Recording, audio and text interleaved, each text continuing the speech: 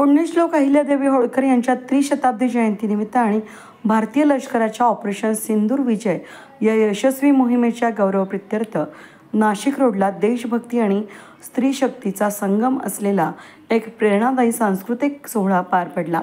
हांडोरे lawns Wadner विहितगाव road या ठिकाणी पार पडलेल्या या भव्य कार्यक्रमाचं आयोजन भाजपच्या युवा उद्योग आणि संघटन क्षेत्रातील अमित जाधव, प्रदेश उपाध्यक्ष भाजप युवा मोर्चा, प्रसाद धरणगावकर, प्रदेश उपाध्यक्ष उद्योग यांच्या पुढाकारातून करण्यात आलं। समाज प्रबोधन, स्त्री शक्तीचा गौरव आणि देशभक्तीचे संदेश देणारा या कार्यक्रमात नागरिकांचा उत्स्फूर्त प्रतिसाद लाभला। कार्यक्रमात देशभक्तीपर गीतांचे सादरीकरण, अहिल्यादेवी होळकर यांच्या जीवनावर आधारित लघुनाट्य, त्याचबरोबर रांगोळी स्पर्धा प्रभावीपणे सादर करण्यात आल्या। विशेष आकर्षण ठरलं ते स्त्री शक्ती सन्मान पुरस्कार, ज्याद्वारे विविध क्षेत्रातील उल्लेखनीय कार्य करणाऱ्या महिलांचा गौरव आयोजकांच्या वतीनं करण्यात आला। त्याचबरोबर माजी सैनिकांचा आणि पंचक्रोशीतील काही भजनी मंडळांचा देखील यावेळेस सन्मान करण्यात आला। कार्यक्रमाचे अध्यक्ष महाराष्ट्र राज्याचे वस्त्रोद्योग मंत्री संजय सावकारे होते, तर कार्यक्रमासाठी प्रमुख उपस्थिती ही केंद्रीय राज्यमंत्री भारती पवार यांनी दिली। कार्यक्रमात बोलताना मंत्री सावकारे यांनी आयोजकांनी सुंदर असा कार्यक्रम आयोजित केला।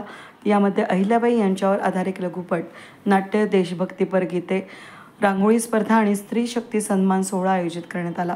याबद्दल त्यांचे मनापासून अभिनंदन केलं। त्यांनी यापुढेही असे सामाजिक कार्यक्रम राबवावे असं आवाहन केलं। तर भारती पवार यांनी अहिल्यादेवी होळकर यांचा जिवंत इतिहास जनतेसमोर मांडला आणि त्यांचे आचार विचार आत्मसात करण्याचं आवाहन केलं। कार्यक्रमाची सुरुवात दीप प्रज्वलन करून झाली। यावेळी वस्त्रोद्योग मंत्री सावकारे यांच्याबरोबर माजी केंद्रीय आरोग्य मंत्री भारती पवार, जिल्हाध्यक्ष सुनील बच्चाव, कॅन्टोन्मेंट उपाध्यक्ष सचिन ठाकरे, नगरसेवक बाजीराव भागवत, भगवान दोंदे, मनीषा जाधव, योगिता आवारे, शरद कासार यावेळेस उपस्थित होते। कार्यक्रमाचा प्रास्ताविक भारतीय जनता पार्टी युवा मोर्चाचे प्रदेश उपाध्यक्ष अमित जाधव यांनी केलं।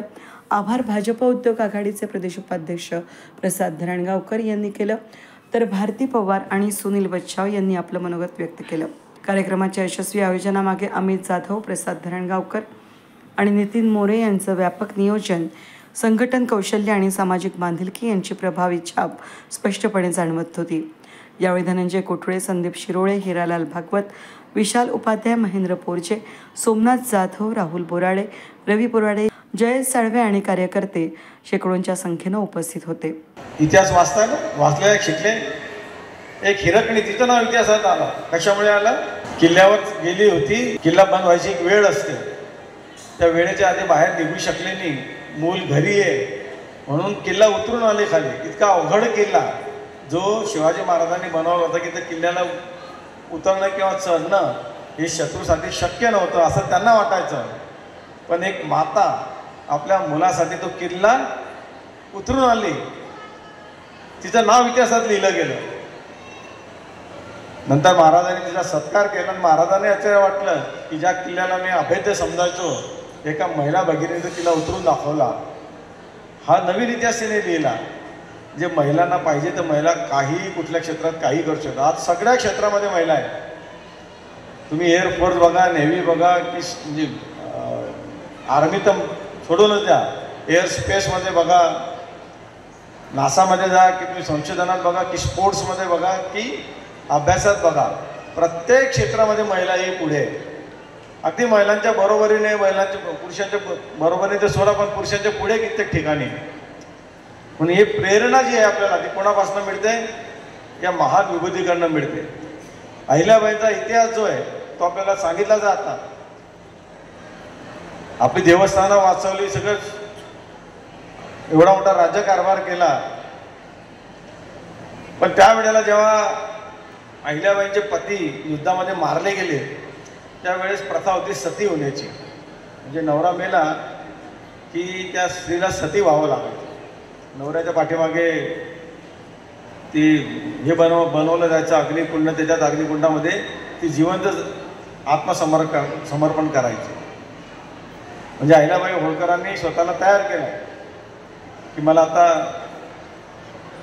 सती जायचं आहे, पण तिचे सासरे जे होते मल्हारराव होळकर, त्यांनी तिला सांगितलं की तू सती जाऊ नकोस, मला आता वंश नाही आहे, माझा मुलगा युद्धात मारला गेला तर तूच माझा मुलगा आहे। नक्कीच अभ्यासला पाहिजे. आणि आता सोपं झालं आहे, कारण तुमच्या हातात आता स्मार्टफोन आहे.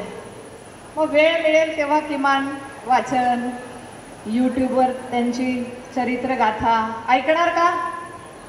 ऐकणार का? हात वरती करून कोण कोण ऐकणार आहे मला जरा ॲश्युरन्स द्या. वा, इथून 2च मिनटं बोलणार आहे म्हणून तुम्ही पुढचा अभ्यास करणार.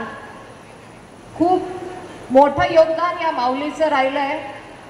समाजामध्ये राज्यकारभार करत असताना एक प्रजेला, एक माता म्हणून, एक पालक म्हणून, आणि त्या काळात सगळे पुरुष शासक असताना जवळपास 12-13 शासक होते, राजे होते, ते सगळे पुरुष होते.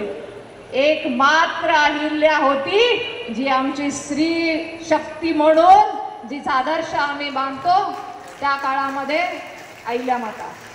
त्यांच्या चरित्राचे अनेक पैलू आहेत.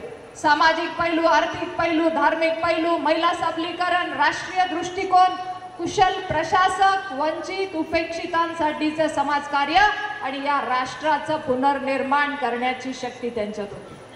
मुघलांनी आक्रमण केले, आपली मंदिरं बांधली, ती तोडली. आपल्या मंदिरांना तोडून नुसत्या भिंती नाही तोडल्या, त्यांनी आपली आत्मशक्ती, आपला आत्मविश्वास तोडला होता. आणि हा आत्मविश्वास भरून काढायचा असेल तर हे मंदिरं पुन्हा बांधली पाहिजे. मला सांगा, आपण दुःखी झालो तर कुठे जातो? मनःशांतीसाठी मंदिरात जातो. महाराष्ट्रात नव्हे तर संपूर्ण भारतभर मोठ्या प्रमाणात कार्यक्रम होत आहेत.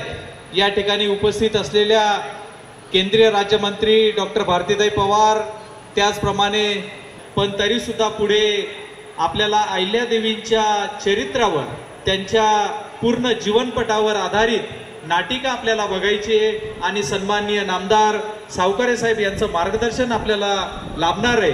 त्याचप्रमाणे आपल्या सगळ्यांना माहिती आहे, देव, देश आणि धर्मासाठी अहिल्यादेवींनी संपूर्ण आयुष्य वेचलंय. आणि त्याच पार्श्वभूमीवर आत्तापर्यंत कुठल्याही सरकारने अहिल्यादेवींच्या कार्याचा गौरव केला नव्हता. अहिल्यादेवींचं कार्य जर बघितलं तर खूप मोठं आहे. आज आपण बघतोय गावागावामध्ये जे काही कुंड बांधलेले आहेत, बारव बांधलेले आहेत, मोठे तीर्थक्षेत्र बांधलेले आहेत, त्याचा पुनर्निर्माण किंवा जीर्णोद्धार करण्याचं काम त्यांनी खऱ्या अर्थाने केलेले. आज सकाळी ज्यावेळी मी चांदवडला गेलो, त्या ठिकाणी जवळजवळ 3-4 मंत्री महोदय होते आणि त्यांच्या उपस्थितीत तो जो काही भव्य असा जो काही महल आहे, तो महल बघायला मिळाला. आणि त्याच अनुषंगाने मला असं वाटतं की हा अहिल्यादेवींचं जे काही मोठं कार्य आहे, ते कार्य लोकांपुढे आणण्याचं काम या महायुतीचं आणि विशेष करून भारतीय जनता पार्टीच्या सरकारने केलेले. शस्त्र आणि एका हातात शास्त्र होते, त्यांचाही इतिहास साहेब कुठेतरी कमी दिसतोय आजकाल. आणि म्हणूनच भारतीय जनता पार्टीने अहिल्यादेवींचा इतिहास समाजाच्या प्रत्येक घटकापर्यंत पोहोचवण्यासाठी वसा घेतलेला आहे व आमच्यासारख्या सर्व कार्यकर्त्यांना कामाला लावले. आज अहिल्यादेवींचं योगदान हे प्रत्येकाच्या मनात बिंबावं यासाठी आम्ही अहोरात्र प्रयत्न इथून पुढे करणार आहोत. म्हणतात, ज्या वेळेस सृष्टीमध्ये अन्याय, अधर्माचा जन्म होतो, तेव्हा त्याला संपवण्यासाठी एक व्यक्ती जन्माला येते. आणि तेच घडलं. 31 मे 1725 साली अहमदनगर जिल्ह्यातील चौंडी या ठिकाणी मराठी वतनदार मानकोजी शिंदे आणि सुशीलाबाईच्या कुटुंबात एक माणिकरत्न जन्माला आले. मोठ्या आनंदाने ह्या कन्येचं नाव अहिल्या ठेवण्यात आलं. हीच आहे ती जिने सत्याचे तंत्र वापरून, विकासाचा मंत्र वापरून या हिंदुस्थानाच्या मातीमध्ये चूल आणि मूल या समाज व्यवस्थेला जुगारून एका हातात शस्त्र आणि दुसऱ्या हातात शास्त्र घेऊन तब्बल 29 वर्ष राज्य कारभार केला. वेद न्यूजसाठी प्रतिनिधी अनिल गुंजाळ, नाशिक रोड.